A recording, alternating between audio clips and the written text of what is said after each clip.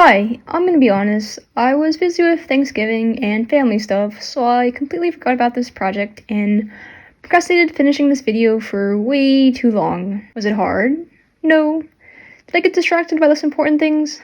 Very much so. Also, maybe you can't tell, but I'm making an effort to talk slower because, wow, in the last video, I sound like I was being held at gunpoint just to finish that thing. Anyways, I'm pretty sure no one wanted this, but I did, so here it is.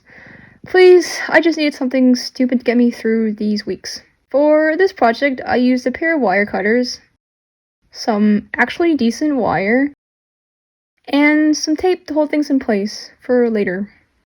Now I'm cutting little lines of wire that will act as the webbed toes of the frog, and taping them together to make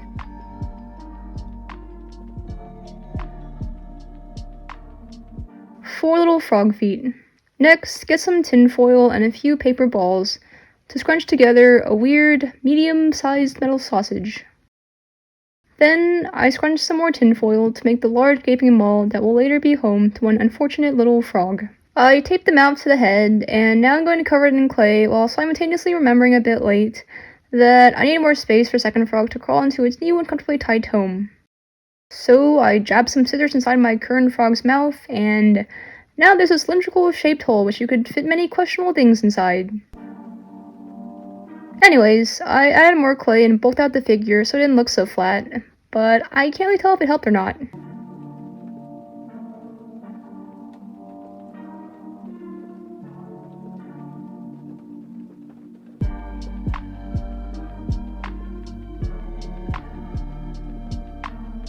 No, here it is, just a weird, fleshy monstrosity in constant need of sustenance. But at least it can't eat you if it can't see you. Or can it? I rolled up some mini tinfoil balls and stuck them on my little monster.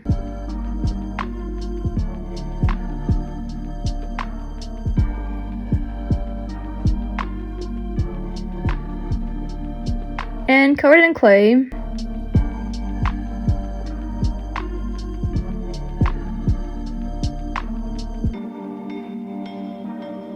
While trying to blend everything so it looks smooth.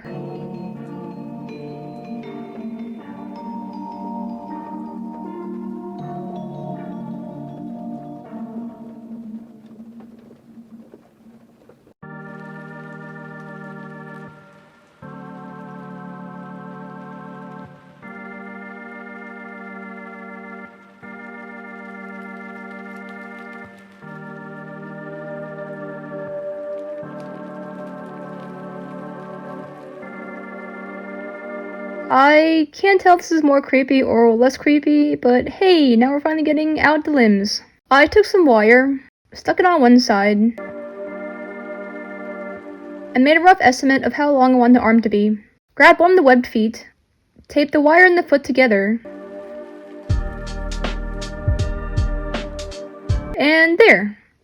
It's an arm, almost ready for shoveling little creatures into its giant maw.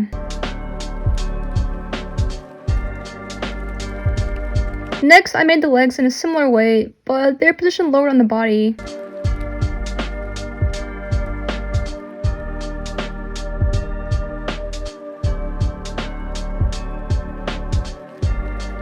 Oh look, he's learning how to walk. Next thing you know, he'll be hopping right through your screen to swallow you whole.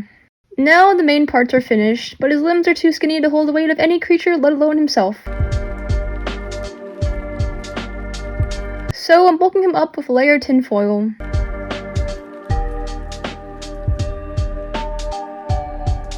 It's covered in clay.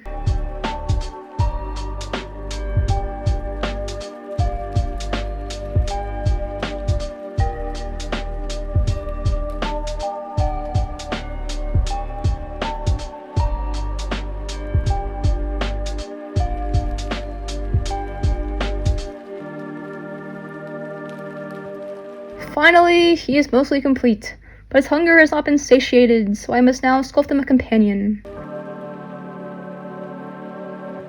By starting with some tinfoil scrunched into what is essentially like a small fat banana or a large bean. And here you can see how well the bean fits into our main frog's weirdly shaped mouth.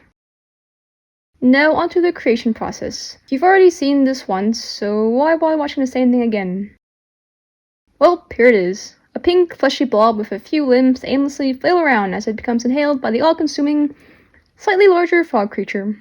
Because in real life, I'm sure someone says something along the lines of, it is common that large things tend to devour small things, like a black hole of infinite hunger.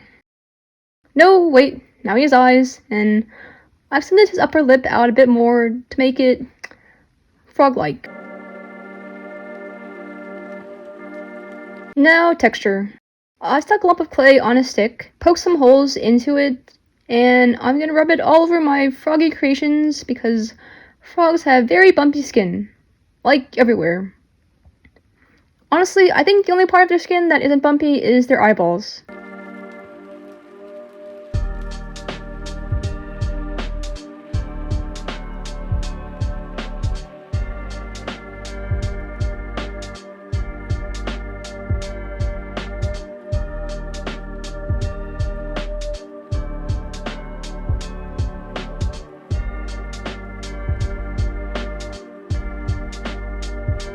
Okay, this might look a bit bizarre, but since I didn't want the texture of the frog to get flattened out if I rested it on a surface to bake, I decided to bake one side of my frog so I could let it lay down without worrying about ruining my texture.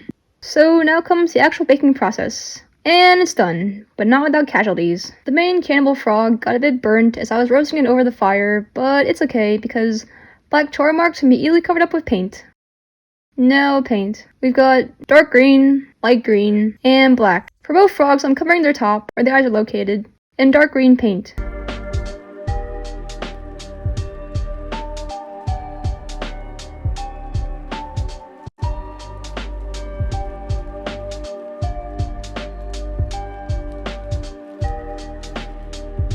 Then I'm taking some white and yellow, mix it with some light green, and now we have this weird color, which I'm painting onto the belly of my frog because the belly of the frog is usually a lighter color than the top of the frog.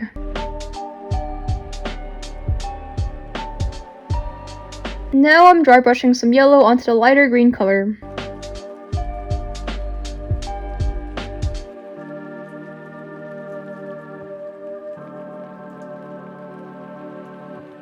And dry brushing some light green onto the top of the frog, which adds more detail and feels less plain.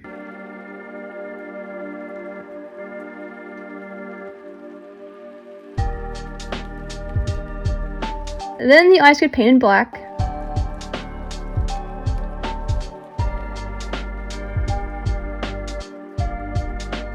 And here's the main cannibal frog in all its horrifying glory.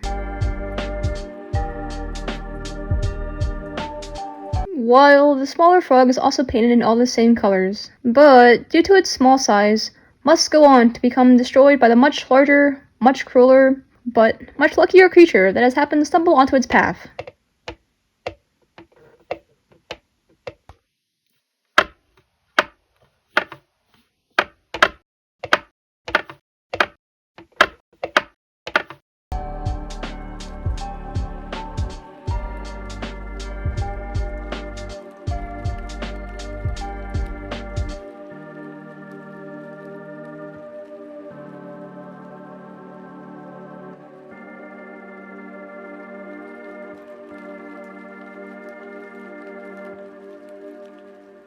Also, I'm sorry, but why does it get so deep? I swear I'm okay. You know, I think sometimes I just get into a rhythm of writing weird things, but like, it's hard writing words I don't care about, so at least this is interesting, I hope.